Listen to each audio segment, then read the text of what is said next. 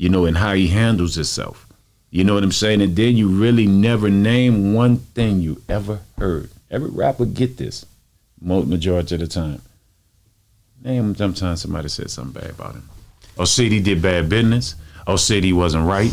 Or say he did this on a song, or he refused to do this, or he didn't come through with this. Name one thing. Yeah, we on Boss Talk 101. Yeah, we gonna talk. How did Bun B, you spoke to him earlier, like, how did you really like when you first heard UGK and you first locked into Bun,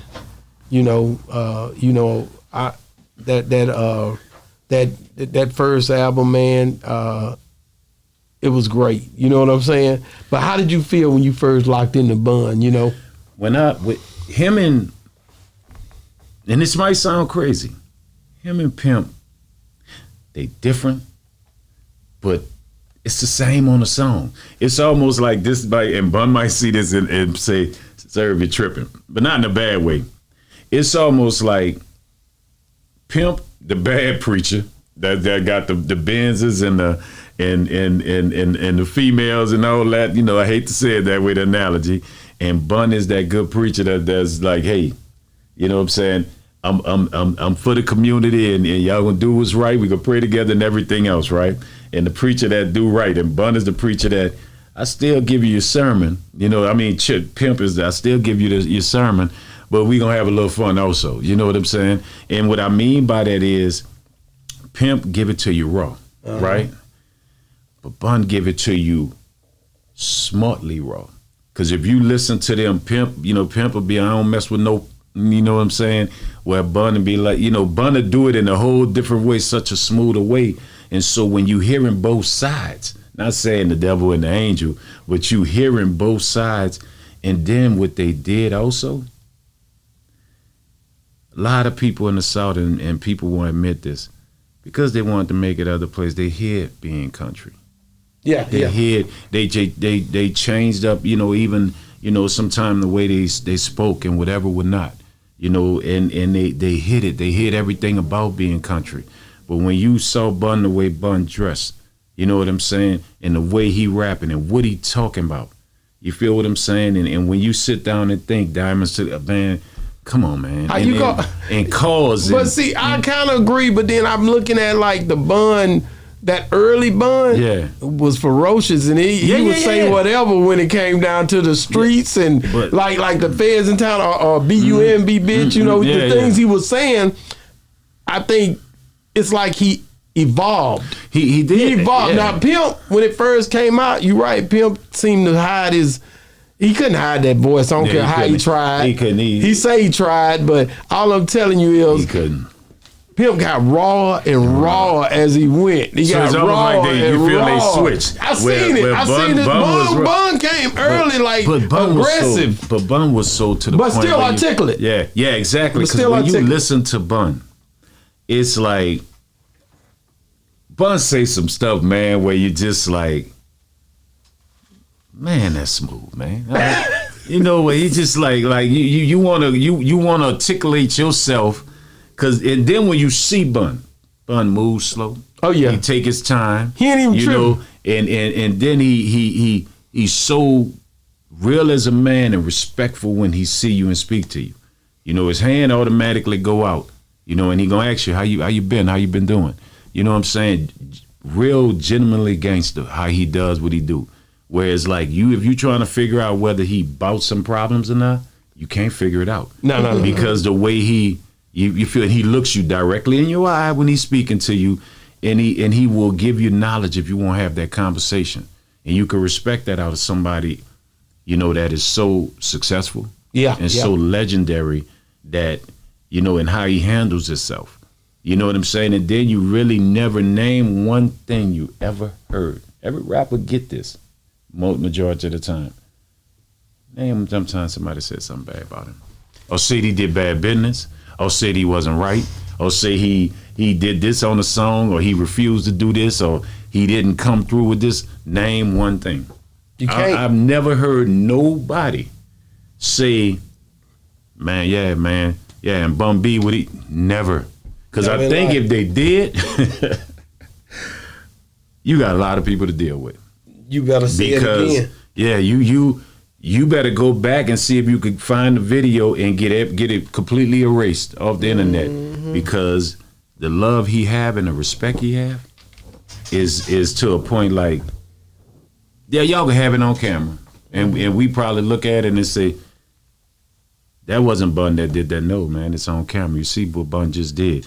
Bro, Bun B didn't do that. Man, you know, you can't tell me that. Bun B didn't do that, dog. That's a clone. We gonna come up with all. Nah, cause he named one person that would say Bun did him wrong. When you go back to his music, you remember when he did that like solo album, and he talked about. I'm trying to remember the song. I was trying to remember it. He talked about, you know, the whole experience with Jive, and he talked about that whole thing. What did you think when you heard him just spilling the whole, you know, what was happening, you know, with him? It was like therapeutic. This is the realest shit I ever wrote or said. Wake up with it every day and take it with me to bed. Bun is that, yeah, but Bun is that guy that if he speaks up and he's angry, right, you know it's like you mad now. And you can't, you know what I'm saying? And then to know anybody would try to get over on him. You know what I'm saying? He's not a challenge like some people like, I'm gonna out hustle you before you out hustle me. It's not with that. So when I was hearing that and what he was going through and dealing with, it was astonishing. Because you didn't know, they kept it so player, and when you would go buy the albums and stuff, you thought they was all, you know, all in and everything was good. Every time I would go to wherever, Music Warehouse or wherever to get those, every time they came out, I was buying those CDs. I didn't know the situation. I didn't care. I love their music, and I felt like because their stuff was wrapped and on the shelf, I felt like we were good. But you know the difference was, it's like today. And I don't think if Bum would all that happened today, he would do it. He wouldn't do it where it's done today, because we so used to now, like if a rap artist going through something that's being done wrong or whatever situation, they right here where I'm standing there, letting the world know, going off and tripping, and you know everything, right? I still think Bun wouldn't do that. Now Pimp gonna speak his mind. You feel what I'm saying? But you know, and it's like you said, you never knew they was going through what they were going through and what he was dealing with in this situation.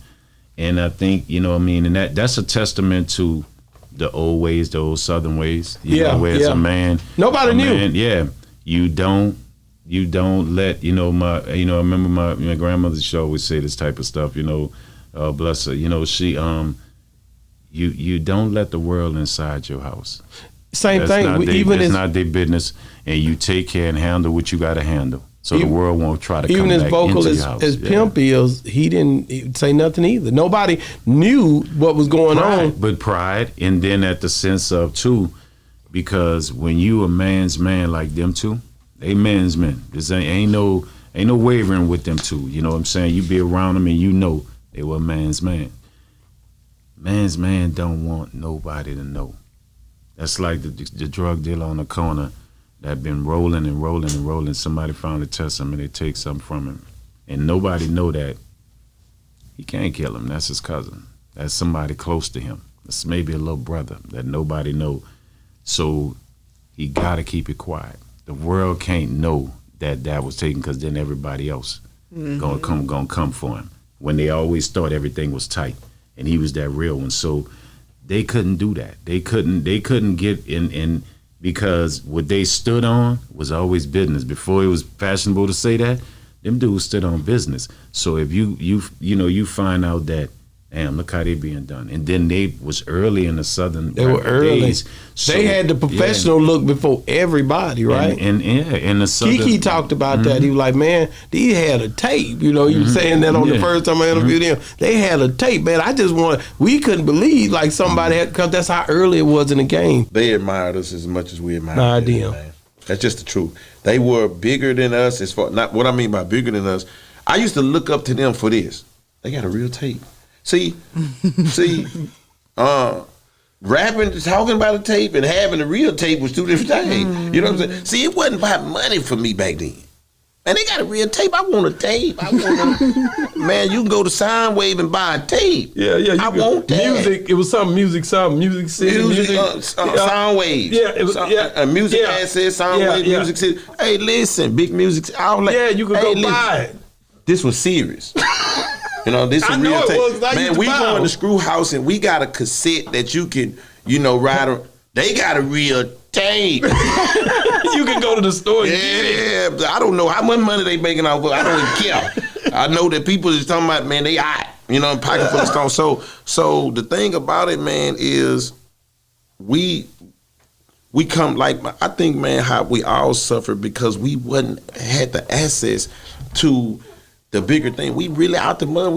People thinking this clique, man, we out the trunking for real. You know what I'm saying? We really doing it like that. So I admired them as far as what they done. It didn't matter if they was with Jive or whatever. They was just learning the game. They could have been much, much bigger, but you got to understand, we coming from a situation of they trying to learn the business. They done came from being with Big Time Records, and now they over here with Jive. They doing this here. And a lot of times, man, these companies always try to come change you, who we were. You may sign you for this here, but then they come try to change. So I think, man, that one of the factors for UGK was just staying them underground kings, and people didn't, people wanted to be on them shelves, Yeah,